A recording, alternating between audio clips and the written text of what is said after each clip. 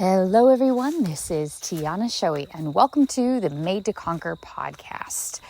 Well guys, I am going to have to apologize again this week. I'm so sorry. October was a complete and total fuddle dud when it comes to getting episodes out. But as much as it drives me crazy, because I hate to not keep my commitments, in almost 4 years of this podcast, this is the first time I've had 2 back-to-back episodes, actually.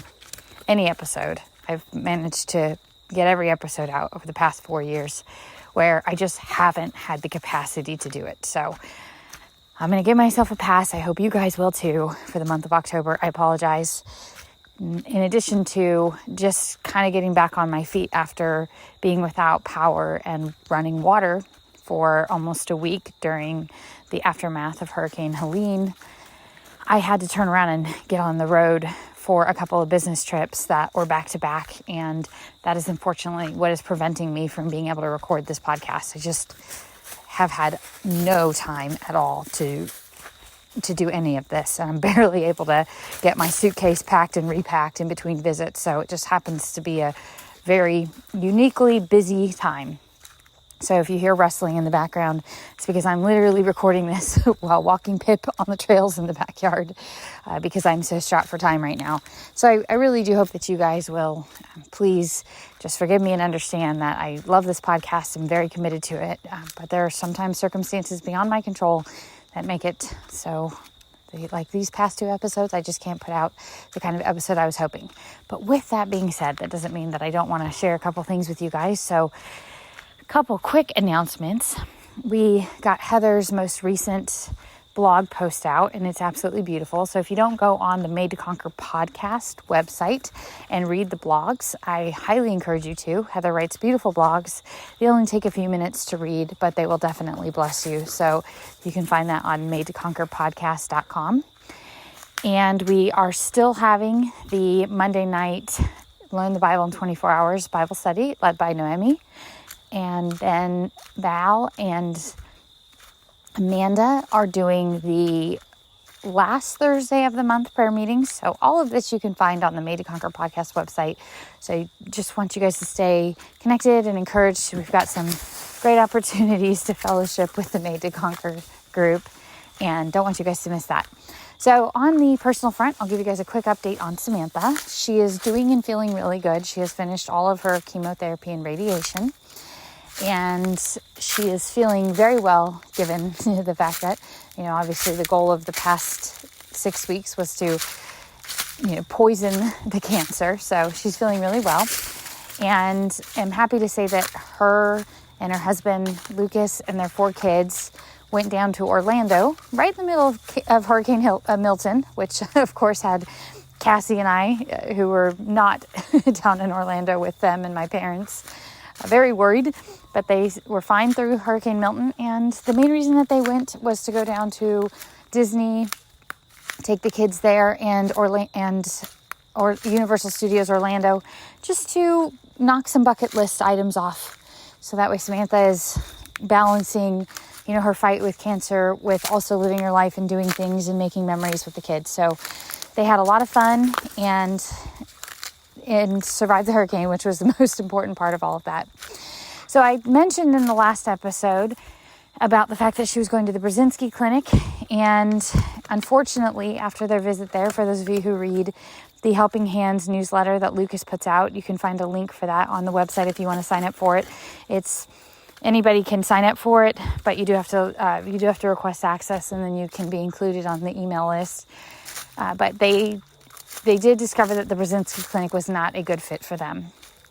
So back to ground zero in researching and identifying the next steps for treatment options. So as you can imagine, being unsure about what's next has definitely been challenging for Samantha. She, for, a while there, had everything kind of figured out as far as what next steps were going to be. We're going to go in, we're going to do brain surgery. And then after that, we're going to start chemo and radiation. And now they're kind of stuck in this place where they don't know what's next.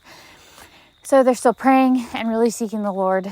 Still definitely covet your prayers and would appreciate any prayer anytime you guys can commit to praying for Sam and Lucas for just clarity on next steps and treatments, and obviously healing, just a miraculous healing would be wonderful. But yeah, there's definitely, some clarity that we all need from the Lord on next steps. And so please keep them lifted up in prayers, and just appreciate all of the kind gifts and notes and cards you guys have sent to Samantha.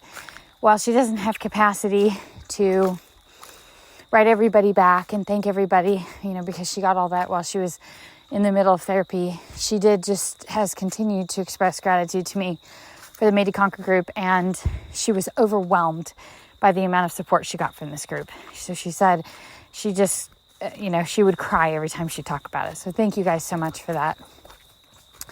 And as I mentioned in the last little mini episode that I posted right after we hadn't gotten our electricity back in the last episode, in the middle of wondering when we were going to get electricity back. This is a very busy month for the Jewish holidays. And there's also a lot of astronomical events that are occurring this year, and specifically in the month of October.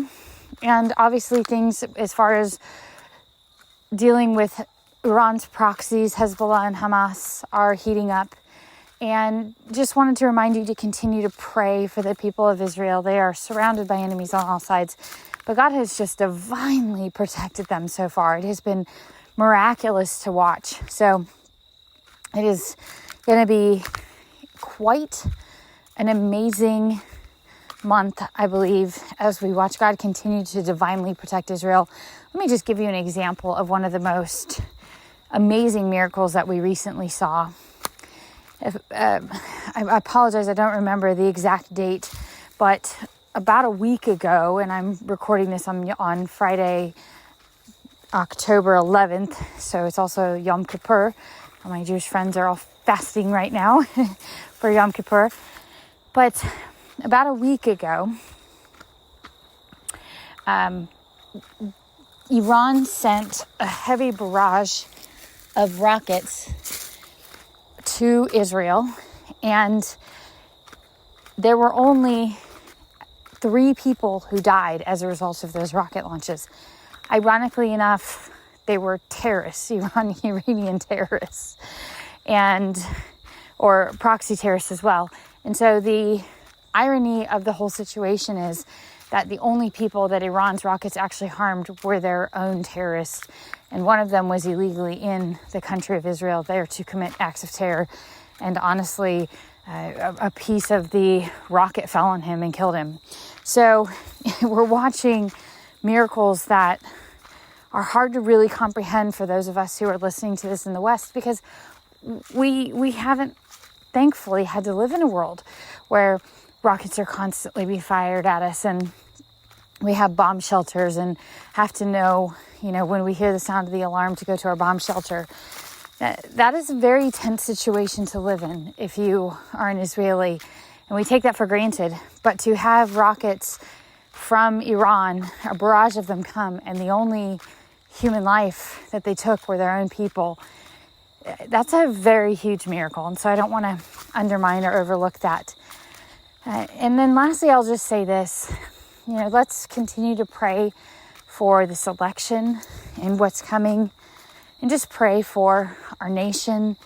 I was listening to a pastor who was speaking out about the fact that you, plain and simply, and I realize I'm going to ruffle a lot of feathers with this statement, but if you are a Christian, you cannot justify voting for the Democratic Party right now because of their vile stance on abortion, on the normalization of child sexualization, and on the mutilation of the bodies of young children.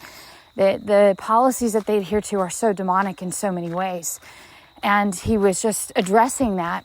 But more than that, he was reminding us that our number one job as Christians is to evangelize and to share the gospel to this fallen world. And he said, don't take your mission field and turn it into those people. And his point being this, that while we have to take a stand against the things of this world and the policies that they're trying to implement that are ultimately just lies from the enemy. We could go down the list.